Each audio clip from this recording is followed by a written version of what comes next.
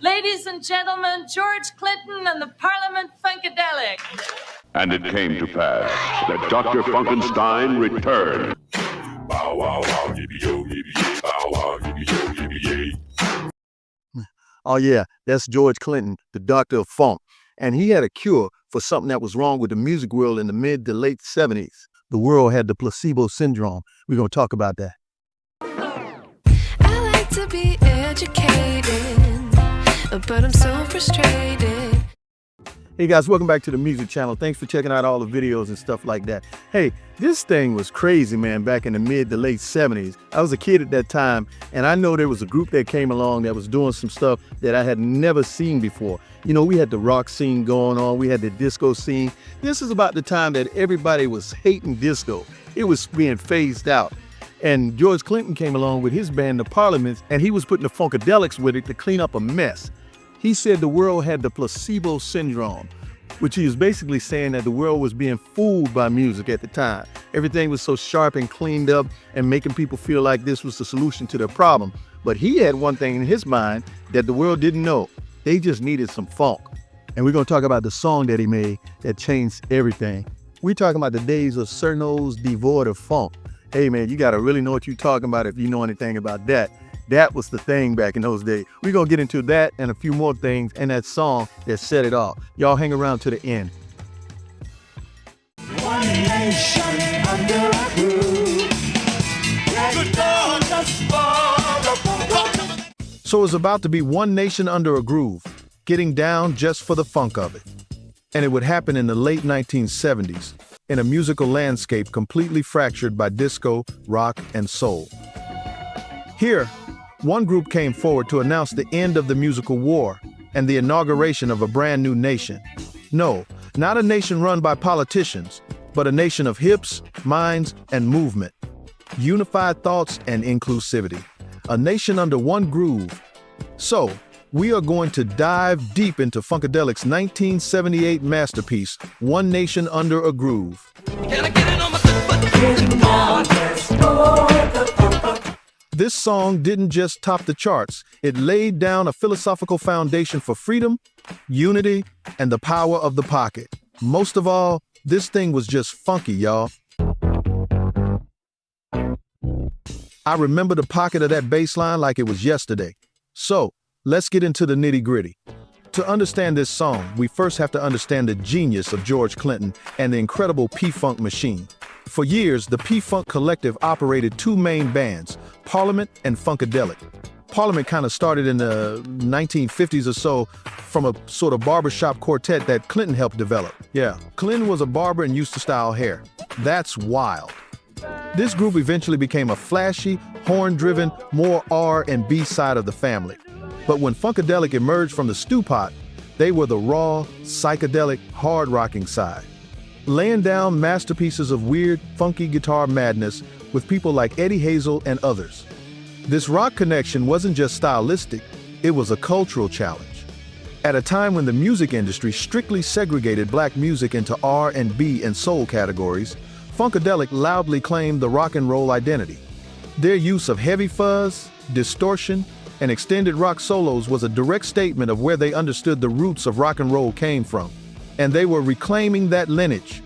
This insistence on breaking genre barriers is what made their message of unity, the one nation, so powerful and essential.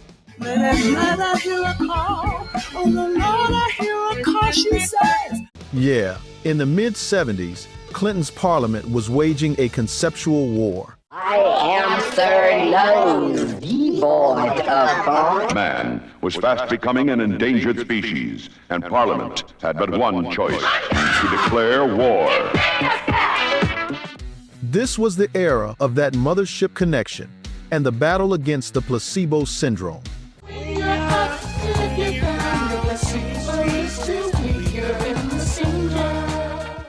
The placebo syndrome was the enemy, the shiny, false entertainments designed to distract us from our troubles. It represented consumerism, apathy, and musical emptiness, specifically the rise of commercially sanitized disco that Clinton believed was sapping the energy out of funk music. Parliament fought for a new musical world order against the forces that wanted to maintain the status quo. By the time the calendar rolled over to 1978, the war was conceptually over.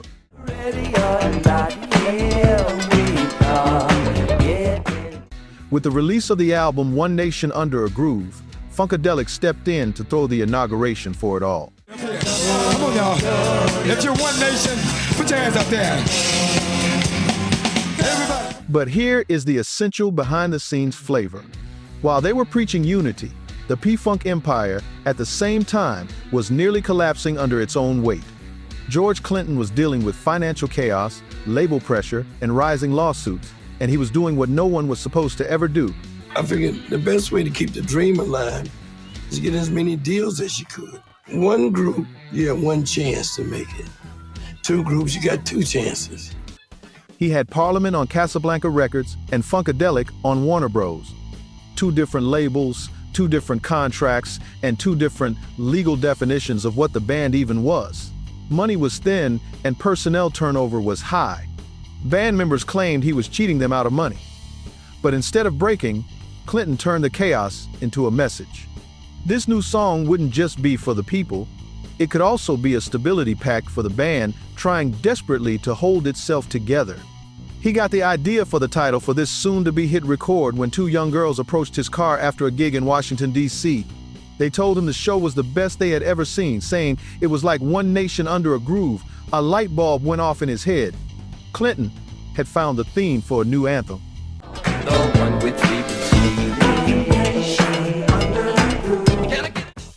The song was co-written by George Clinton, guitarist Gary Scheider, and a crucial new piece of the puzzle, keyboardist Walter Junie Morrison. Man, that dude right there. Junie was formerly of the Ohio Players, and he brought a sleeker, more melodic sensibility and polished songwriting style that was exactly what Clinton needed.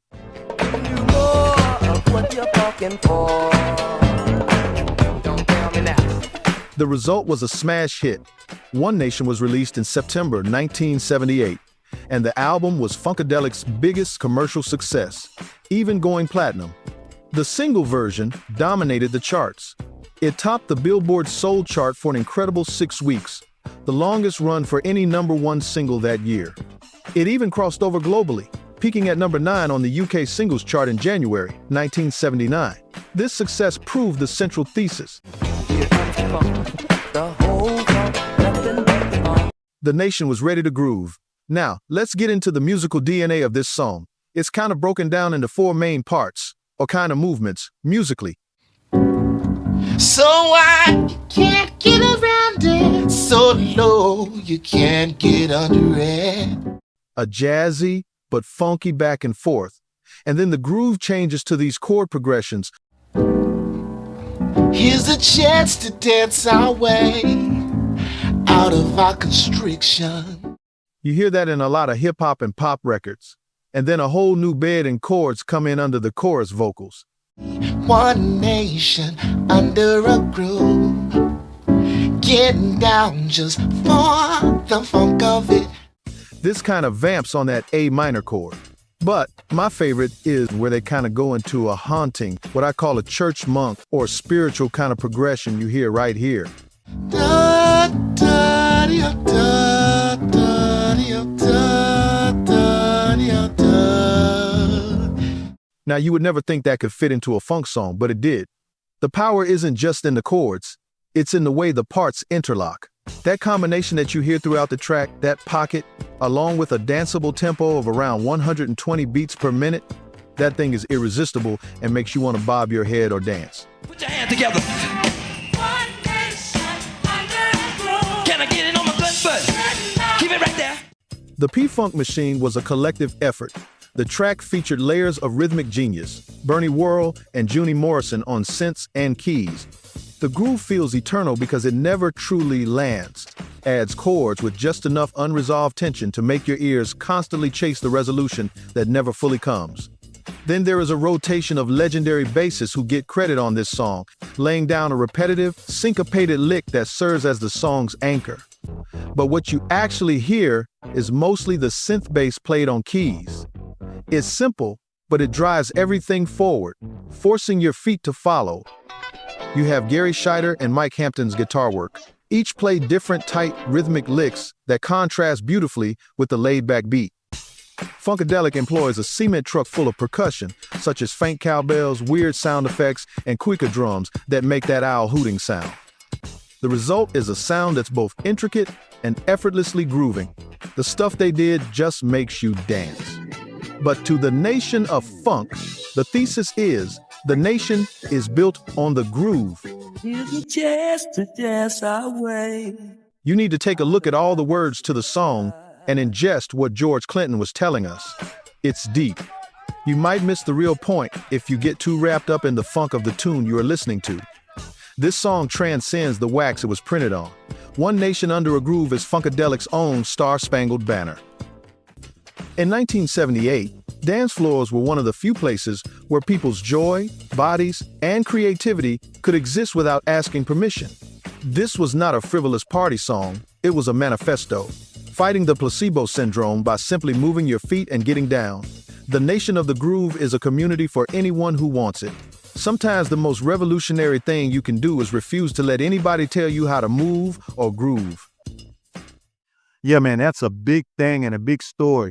George Clinton, One Nation Under the Groove, the Parliament Funkadelics. They got a story, man. It's way bigger than that. Those hits like Flashlight, Tear the Roof Off the Mother, and all that stuff, man. These guys had too many songs to count. Go check him out. Pull up some Parliament Funkadelic and reminisce on how funky the 70s had gotten when he came in doing his thing.